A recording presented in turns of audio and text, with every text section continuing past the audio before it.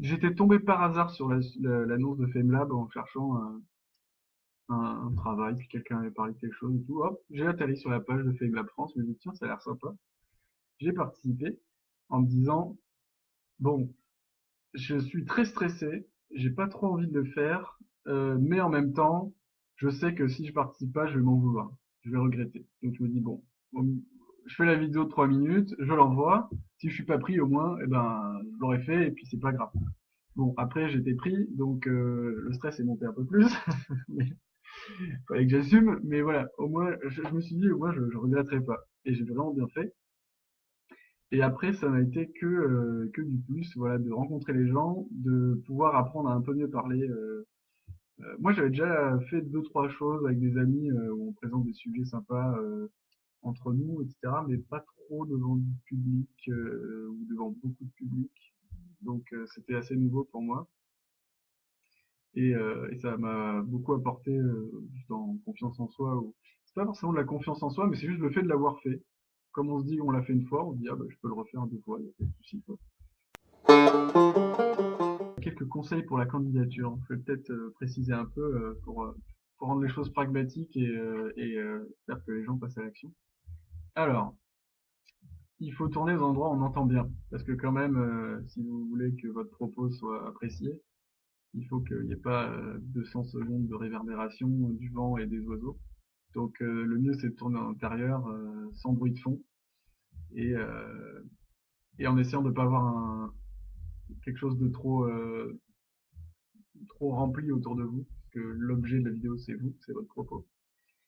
Euh, c'est important que le sujet que vous présentiez ce soit ça l'objet. Ce qui nous intéresse c'est ce que vous racontez, c'est pas enfin faut pas raconter à la première personne tout le temps, je veux dire. Ça peut être utile d'apporter une anecdote personnelle pour accrocher, etc. Mais l'objet qu'on veut comprendre, c'est l'explication, c'est le phénomène, c'est voilà, ça.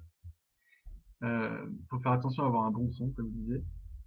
La vidéo, c'est pas grave si elle est pas bien en tant que qualité de l'image. Il n'y a pas besoin de faire de montage, il n'y a pas besoin d'avoir des accessoires. Moi, je l'ai fait avec ceci, très simplement.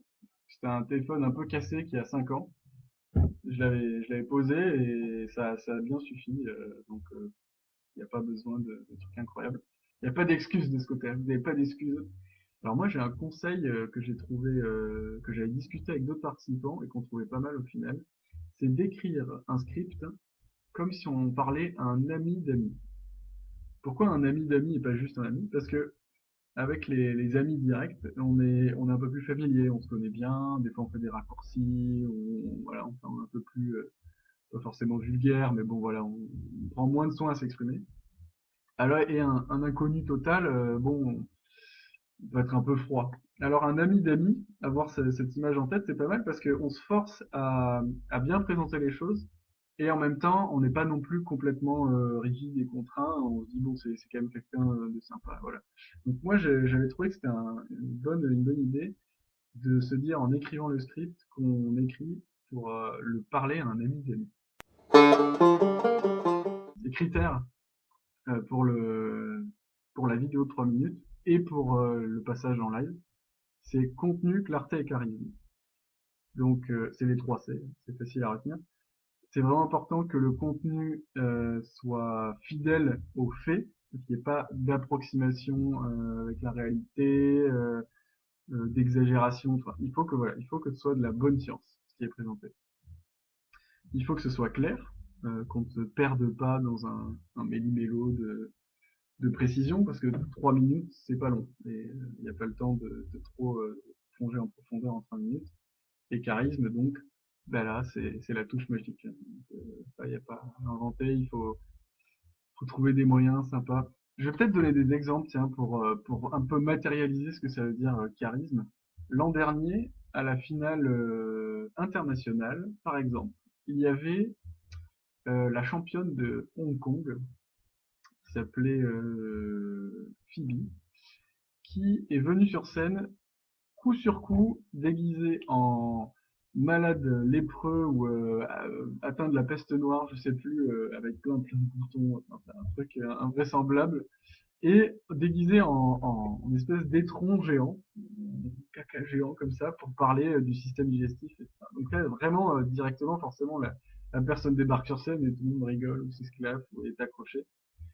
Il y avait quelqu'un qui voulait parler d'intelligence artificielle et pour expliquer son phénomène ou le fonctionnement d'un truc, il avait jeté des billes dans toute la salle, donc c'était sympa, tout le monde s'était reçu des petites billes dessus.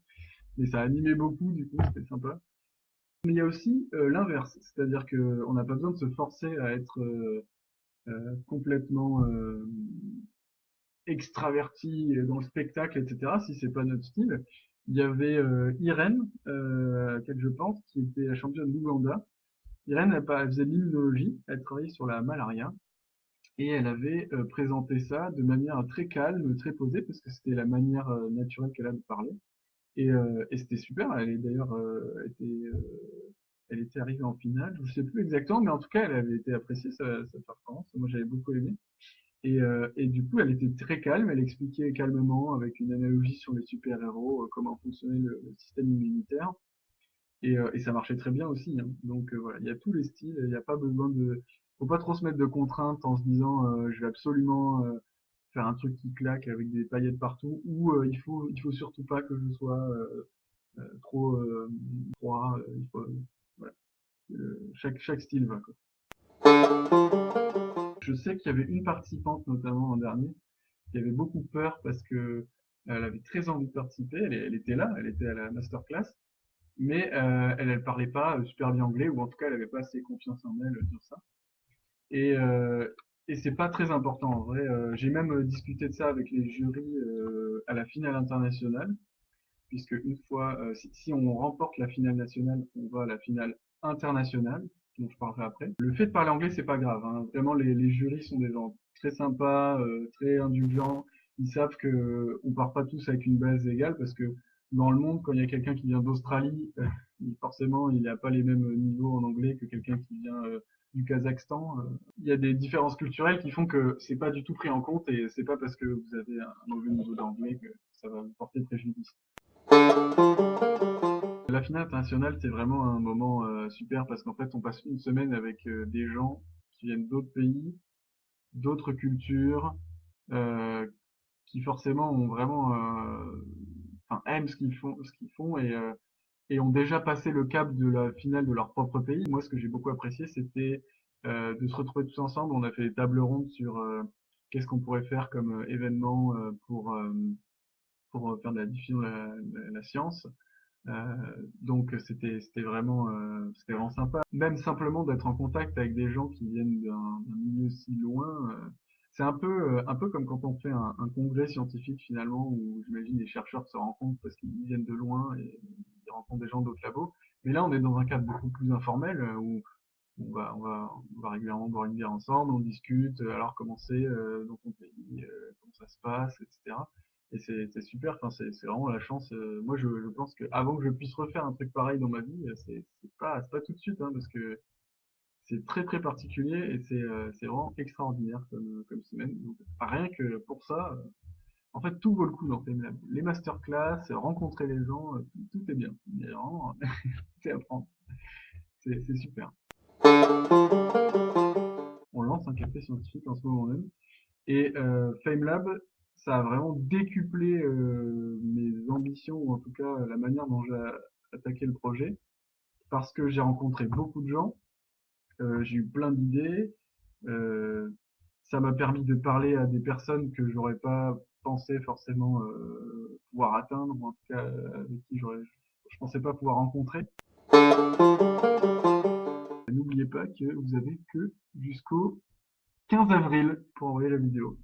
Alors, c'est le moment de se motiver. Voilà, au revoir.